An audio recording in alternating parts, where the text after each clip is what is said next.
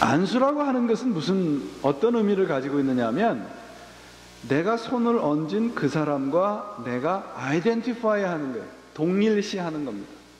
여러분, 레위기를 보시면 제물을 잡고 제사장이 불을 태워서 하나님에게 바치기 전에 제물 위에 제사장이 손을 얹고 안수를 해요.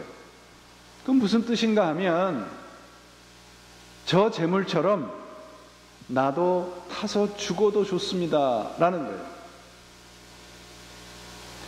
아나니아가 지금 사도 사울에게 가서 손을 얹은 것은 뭐냐 하면, 그와 똑같은 사람이 되겠다는 겁니다. 하나가 되겠다는 거예요. 내가 싫어했던 사람, 나를 죽이려고 했던 사람, 나와 전혀 생각이 다른 사람, 그 사람과 하나가 된 사건입니다. 무엇 때문에? 예수 그리스도 이름 때문에. 이게 회개 사건이고 이게 회심 사건입니다. 예수님 때문에 서로 미워했던 존재들이 예수 그리스도라고 하는 그 이름 때문에 하나가 된 겁니다.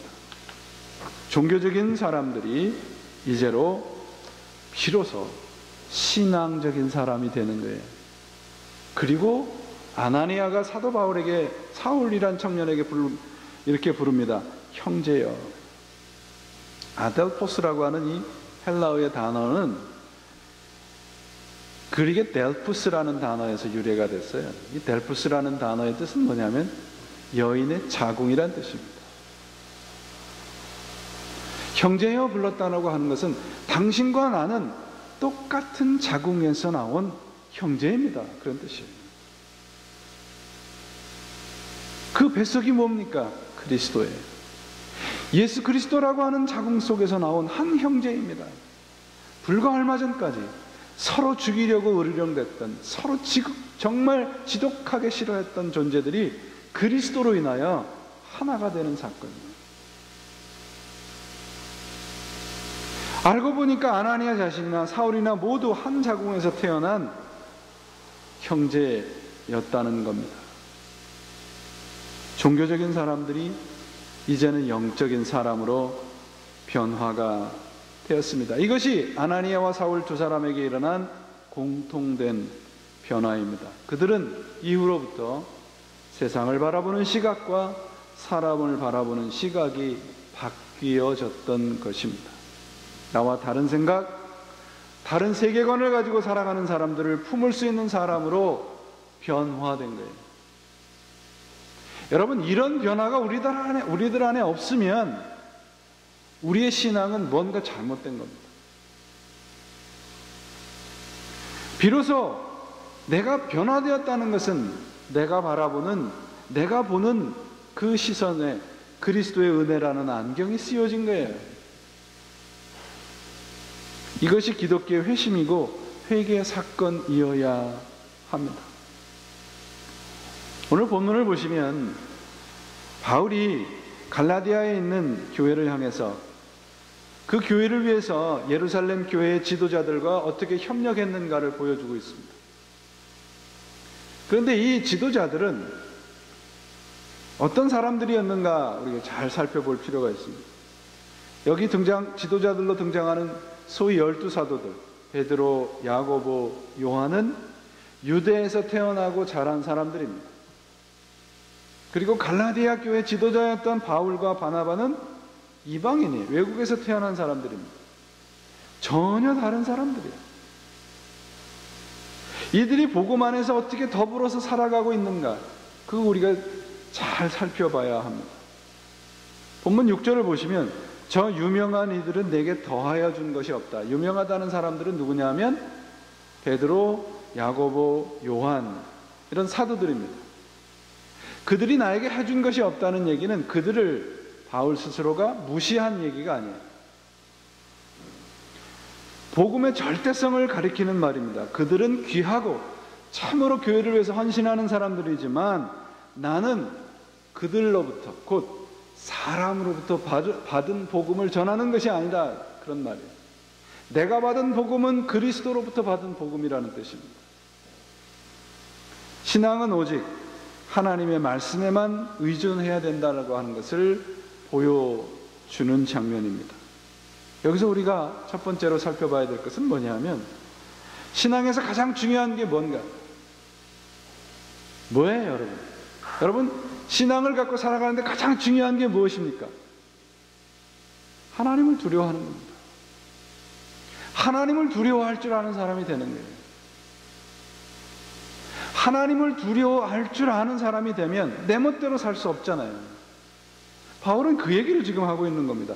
사람 눈치 볼 필요 없습니다, 여러분. 왜 신앙을 갖고 사람을 눈치를 봐요? 바울은 사도들을 존경하지만 내가 받은 복음의 순수성과 절대성을 무너뜨리지 않겠다는 말이에요. 그리고 7절, 8절을 보세요. 뭐라고 되어 있는가? 도리어 내가 무할례자에게 복음을 전함을 맡기를 베드로가 할례자에게 맡음과 같이 한 것을 보고 베드로에게 역사하사 그를 할례자의 사도로 삼으시니가 또한 내게 역사하사 나를 이방인에게 사도로 삼으셨느니라. 전혀 다른 사람들이 지금 만나보니까 둘 다 하나님께로 받은 사역이 있더라, 그런 말이에요. 나와 다른 사람인 줄 알았는데 나만 하나님으로부터 사역을 받고 하나님의 일을 하는 줄 알았는데, 베드로 생각에 바울도 나만 하나님으로부터 뭔가 사역을 받아서 하나님의 일을 하는 줄 알았는데 만나보니까 둘 다 똑같이 하나님으로부터 뭔가 일을 받아서 하나님의 일을 하고 있더라, 그런 말이에요. 이 7절 8절 말씀은 그건 무슨 말씀이냐 하면, 아, 우리가 하나님으로부터 똑같은 일을 하고 있는 형제구나, 그런 뜻입니다. 베드로는 할례자에게, 유대인에게, 바울은 이방인에게 역할이 다른 거예요, 여러분.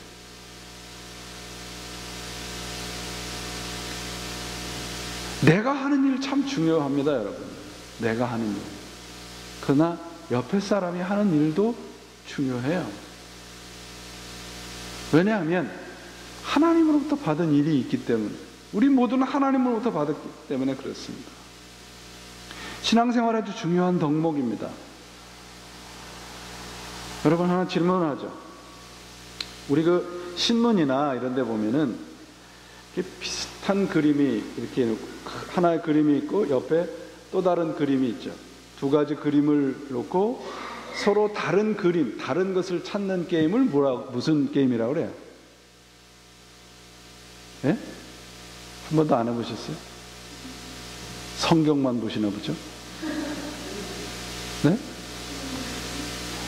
숨은 그림 찾기, 아니면 그거 말고 비슷한 그림이 있는데 서로 다른 걸 찾는 게임이에요.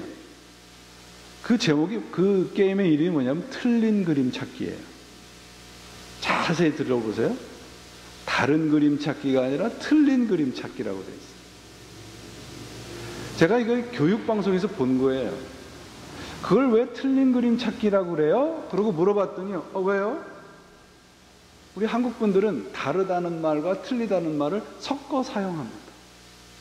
그래서 나와 다른 것은 틀린 거라는 생각이 우리 생각 저 밑에 자리 잡고 있어요. 다른 것을 틀리다는 거예요. 여러분, 다른 것과 틀린 것은 어떻게 달라요? 다른 것은 같지 않다는 거예요. 틀린 거는요, 옳지 않다는 거예요. 그렇죠? 근데 우리는 조금 다르면 틀리다고 생각을 해요. 이걸 우리가 이해가 쉬운 우화가, 이런 우화가 있습니다. 생각을 해보세요. 여러분 몸에 이제 이런 일이 벌어졌어요. 어느 날 여러분 몸에 이 지체들이 다 모여가지고 비상회의를 했습니다. 제목은, 그 비상회의의 주제는 뭐냐면 이 입을 어떻게 처단할 것인가. 코가 먼저 일어나요. 아, 이제 경기도 어려운 때 혼자 놀고 먹는 놈이 하나 있다. 나하고 아주 가까운 놈인데 그 놈은 자기가 하고 싶은 일을만 혼자 다 하고 음식을 혼자 다 먹는다. 이런 의리 없는 입을 어떻게 해야 할까요?